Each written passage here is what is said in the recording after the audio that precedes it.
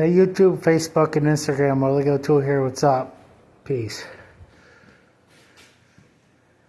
So, last Friday, I helped my Uncle Mark split wood down at Uncle Daniel's for about 3 hours.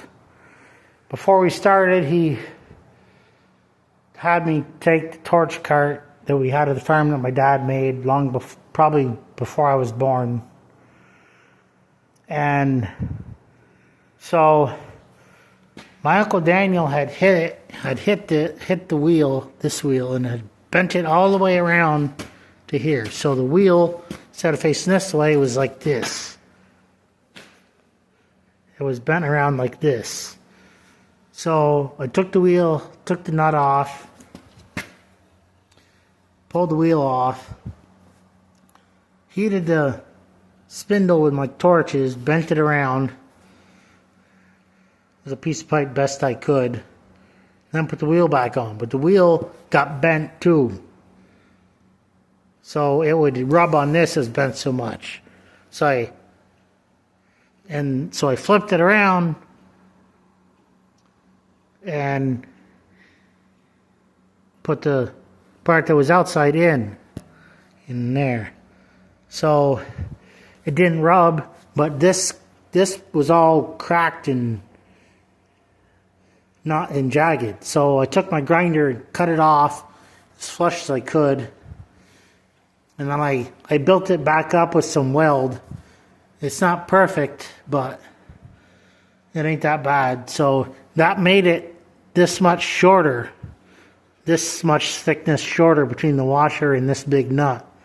So I used this big nut and this washer to take up the space of the amount of this that I had to cut off because it was all jagged as hell. The wheel's still bent, and I tried to straighten it like 2 or 3 times. First I started with hitting it with a hammer, and that didn't work.